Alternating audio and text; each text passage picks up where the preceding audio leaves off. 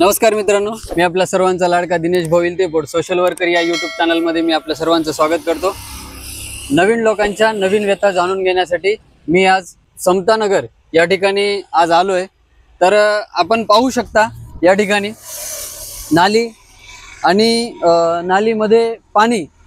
मुळात ह्या ठिकाणच्या लोकांची अवस्था काय होत असेल, या जो नालीचं बांधकाम झालेलं आहे त्या नालीच्याच बांधकामामध्ये पिण्याच्या पाण्याचे लाईन सोडलेले आहेत। मुळात पाणी भरत असताना पाणी स्वच्छ पाणी भरत आहेत की काय ह्या नालीचं घाण पाणी ह्यामध्ये भरत आहेत, ह्यावरून आपल्याला पाहिल्यावर समजणारच आहे। त्याच अनुषंगाने इथं आपल्या ह्या परिसरातील जे जनता आहे त्यांची आपण प्रतिक्रिया घेणार आहोत। चला तर मग काही मंडळी आहेत त्यांची प्रतिक्रिया जाणून घेऊयात। दादा नमस्कार। नमस्कार। आपलं नाव? माझं नाव अरुण आहे, अरुण सारंगपिलीवर। अच्छा, तर आज आम्ही ह्या आपल्या परिसरामध्ये आलो। तर आपण आता जे नगर परिषद सार्वत्रिक निवडणूक 2025 2 डिसेंबरला होणारच आहे, तर त्या अनुषंगाने आपल्या ज्या परिसरातील जी अडचणी आहेत त्या आपण 2 शब्दांमध्ये मांडावं। आता कसं आहे दादा, बघा आम्ही मागील 30-35 वर्षापासून इथे आहोत। इथली वस्ती आहे, जसे नगरपालिकेच्या अंतर्गत जे कर भरले जातात त्या सर्व कर टॅक्स आम्ही पे करून सुद्धा ज्या मूलभूत सोयी सुविधा आहेत, जसे की रस्ते सफाई, नाली सफाई, पाण्याची सुविधा, प्रॉपर पाणी येत नाही। जे नगरपालिकेच्या अंतर्गत नळ आहे, नळ कनेक्शन आहे, त्यात व्यवस्थित पाणी येत नाही। कधी येते तर कधी वेळेवर येत नाही, पुरेपूर पाणी येत नाही। पाण्याची इथे खूप मोठी समस्या आहे, जी उन्हाळ्यामध्ये एवढी तकलीफ होते। आमच्या घरातील बायांना पाण्यासाठी दूरवरपर्यंत जावं लागते, कारण इथे सरकारच्या तर्फे नगरपालिकेतर्फे ना कुठे बोर मारून दिलेलं नाही, काही व्यवस्था नाही। जे बोर असेल ते खराब झालेले, त्यांची पण रिपेअरिंग वेळोवेळी होत नाही। अशी पाण्याची आणि नाली सफाई आणि रस्त्याची पण आहे व्यवस्था, पण ठीकठाक नाही, त्याची पण डागडुगीची आली आहे वेळ।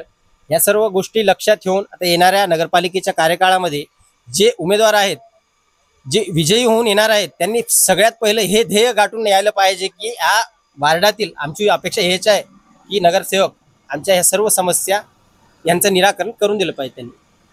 तर दादांच्या प्रतिक्रिया होत्या की ह्या परिसरामध्ये पाण्याची अतिशय टंचाई आहे व तसेच या ठिकाणी आपण पाहू शकतो किती म्हणजे नाल्यांची व्यवस्था आहेच, पाहिल्यावर समजूनच जाईल। परत शैक्षणिक दृष्ट्या असो, आरोग्याच्या दृष्टिकोनातून असो, काय बदल हवे आहेत।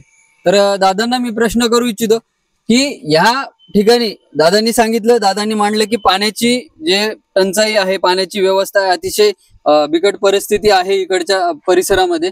आपण पाठीमागं पाहिलं तर आपल्याला दिसणारच आहे। तर काही लोकांनी किती आटापिटा करत आहेत की ते पाणी भरण्यासाठी। तर दादांचं म्हणणं काय आहे, दादांची अपेक्षा काय आहे, या प्रभागामध्ये काय काय आणखी बदल झाले पाहिजे?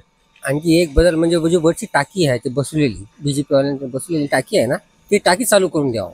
ती टाकी जर चालू झाली तर आम्हाला पाण्याचं कोणतं परिचय राहत नाही, टेन्शनच राहील आम्हाला टाकीचं। ते एक टाकी जर चालू झाली तर बरं आहे। आता हे नळाचा प्रॉब्लेम त्यांनी सांगितलं ना, तर ती टाकी असल्यामुळं आता सध्या आम्हाला पिण्यासाठी थोडं तरी पाणी यायला नाही, तर नालीचं पाणी या नळातून येतं, नळाच्या माध्यमातून येत होतं आम्हाला नालीचं पाणी। ते काही आपण वापरता येत नव्हतं, काही येत नव्हतं। आता सध्या ते एक टाकी ज्यांनी बसून दिले त्यांच्याकडून तर्फे ते टाकी बसली, तर नाव शंकरांना, त्यांच्याकडून बसून दिलेली टाकी, त्याच्याकडून आम्हाला थोडीशी सुविधा आहे सध्या तात्पुरती। जेव्हा ती वरची टाकी जर चालू झाली तर मग आम्हाला कोणताही प्रॉब्लेम राहत नाही, आम्हाला वार्ड क्रमांक 2 मध्ये कुठंच प्रॉब्लेम राहत नाही। आणि तुमच्या माध्यमातून अजून एक विनंती करू इच्छितो, जे उमेदवार इच्छुक उमेदवार जे विजयी होऊन येणार त्यांच्यासाठी एकच विनंती आहे माझी, जी मागील 4 वर्षाखाली बांधकाम झालेलं आहे पाण्याच्या टाकीचं, जिथे वर रामनगरच्या वर, ती खूप मोठं आमचं आहे ना, एक वरदान आहे आमच्यासाठी। ती जर समस्या सुटली, ती पाण्याच्या टाकीला कनेक्शन जर आलं तर आमच्या समतानगरवासी आणि रामनगरवासियांसाठी खूप मोठी समस्या निराकरण होणार आहे त्या टाकीमार्फत। तर आमची एवढीच विनंती आहे उमेदवारांना की सर्वात पहिलं आपले हे निवडणूक झाल्यानंतर ह्या समस्या सभागृहात मांडाव्या आणि आमची पाण्याची समस्या दूर करावी, एवढीच विनंती आहे। वरी जेवढी घरं आहेत ना, तेवढ्या घराचं कनेक्शन या इथंच 7-8 फुटामध्ये आहे। म्हणजे वरी एक बी नळ जायना, वरी बिलकुल पाणी येईना, आणि नाली इथं एंड होते बघा, वरून जे पाणी येते घाण, नाली एंडिंग इथंच आहे आणि सगळं पाणी इथंच जाते, तिकडून आउट होईच ना पाणी। सगळ्यात मेन प्रॉब्लेम हे आहे की त्या नालीमधूनच नळ घ्यावं लागतं, इथं पाणी भरून राहतं, त्याच्यामुळे आम्हाला पर्यायच नाही इथं। त्यासाठी वरची टाकी चालू झालं तर आम्हाला ज्याच्या त्याच्या घरापुढे नळ राहते। सर्व दादांच्या प्रतिक्रिया पाहून आपल्याला समजूनच येत आहे की इथे पाण्याची किती म्हणजे पाण्यासाठी किती अडचण होत आहे आणि किती मेहनत करावं लागत आहे. काही ताई लोक आहेत, विचारूयात त्यांना सुद्धा प्रतिक्रिया. तर चला पुढे. आता इथे पाहू शकतो आपण वरती जे ताई लोक आहेत ती लोक इथून पाणी भरतात आणि इथून ते तिथपर्यंत वाहून येतात आणि वरचं जे पाणी आहे ते सर्व पाणी खालच्या ठिकाणी येतंय आणि त्या खालच्या ठिकाणी उतार असल्यामुळं ते तिथे जे पाण्याचे लाईन बसवलेले आहेत त्या पाण्याच्या लाईन मधून ह्या नालीचं पाणी आणि स्वच्छ पाणी ते तिथे कुठलं पाणी येतंय हे जाणून घेणं, हे पाहणं सुद्धा पाहिल्यावरती समजूनच चाललंय. परंतु हे पाहणं सुद्धा इथल्या जे उमेदवार आहेत फ्युचरमध्ये जे निवडून येणारे आहेत त्यांनी पाहिलंच पाहिजे. कारण या अनुषंगाने ह्या परिसरात जे लोक राहतात त्यांच्या आरोग्याच्या दृष्टिकोनातून किती हानिकारक ही गोष्ट आहे ते आपण पाहू शकता.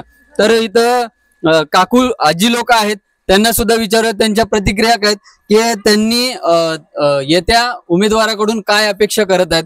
तर आजी, जे निवडून येणार आहेत त्यांच्याकडून तुमची अपेक्षा काय आहे? येस बापू, पाणी ते नाही म्हणून याच छायलंय त्रास, पाण्याचे छाय त्रास जास्ती. हा, तर दररोज तुम्ही असंच पाणी भरता? असंच पाणी भरावं लागते. हा, असंच भरते पाणी. हा हा, मोहरीतलं पाणी येऊ लागलंय नळाला, मोहरीतलं पाणी येऊ लागलंय नळाला. हा, तर त्यांचं म्हणणं आहे की या नालीतलं पाणी येत आहे तेच पाणी आम्हाला भरावं लागतं, याच्याशिवाय पर्याय सुद्धा नाही. इकडे काकू आहेत, काकूचं प्रतिक्रिया काय आहेत, काकूचं म्हणणं काय ते पाहूयात. मोरीतलंच पाणी यायलंय आम्हाला पियायला, कसं पिवावं म्हणून आम्ही तेच विचार यायलाय. दररोज बी येईना हे पाणी, दररोज याय की नाही पाणी, पाणी येईना नाल्याकडे 6-6 महिने येईना. हा, कसं येत आता मला वोट टाका, तुला वोट टाका, कोणाला टाकाव? तर काकूंच्या प्रतिक्रिया तुम्ही ऐकलातच की आता सगळेजण येत आहेत, मला वोट द्या, तुला वोट द्या असं म्हणतात. परंतु जेव्हा निवडणुका येतात तेव्हा सगळी लोक येतात आणि निवडून आल्यावरती सगळी लोक विसरून जातात. तर नाली फुल झालत, नाली एकदा येईना, 6 महिन्याला एकदा येईना. आता दररोज येऊ लागले बघायला नाल्या, आणि पाणी दररोज लागते लागणार. 2 रोजला 3 रोजला 8 दिवसाला सोडते, असं व्हाय की. तर ही लोक किती म्हणजे दैनंदिन जीवनामध्ये जगत असताना ज्या गोष्टी आपल्याला प्राप्त झाली पाहिजे त्या दैनंदिन गोष्टीसाठी किती आटापिटा करावं लागत आहे हे आपल्याला इथे पाहिल्यावरच समजते. आपण पुढे या, इकडे ताई लोक बसलेले आहेत, त्यांच्या सुद्धा प्रतिक्रिया जाणून घेऊयात, त्यांच्या अडचणी काय आहेत ते सुद्धा जाणून घेण्याचा प्रयत्न करूयात. इकडे काकू आहेत. काकू, आपल्याला ज्या अडचणींना दररोज तुम्ही फेस करता, ज्या अडचणी तुम्हाला दैनंदिन जीवनात येतात, तर तुम्हाला काय वाटते की काय काय बदल झाले पाहिजे येत्या 5 वर्षामध्ये? आता येत्या 5 वर्षामध्ये नालीचं बांधकाम व्हायला पाहिजे. ते कारण काय, ते रोड उंच झाला आहे, पहिल्याचं बांधकाम हे छोटं आहे त्याच्यासाठी. आणि नालीचं बांधकाम मेन आहे आणि पाणी मेन आहे. आणि इथं तर पाणीच येईना, 2-2 दिवस 3-3 दिवस पाणी येईना. पाणी जर आलं तर 2 तास 3 तास लाईट जळते. ते लाईट बिल दुनियाची यायली, महिन्याला 2,000-2,500. 4 बल्ब 2 फॅन चालतात, तेवढ्याला 4,000 जर लाईट बिल आली तर कसं भरावं? हा, आणि त्याच्यामधून कचरा गाडी तर कधीच येईना, घंटा गाडी तर कधीच येईना. रोडवर उभा टाकणार इथून जाईपर्यंत. माळाला जाऊन टाकायला गेलं तर तिकडे बालाजी मंदिर आहे, ते बाई तिकडे येऊ देना.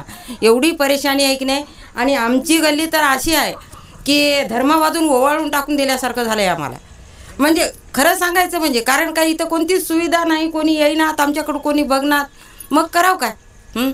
पाण्याला तिथं पाणी जर येईना गेलं तर ती परवा टाकी आली, त्या टाकीचं भरावं लागते.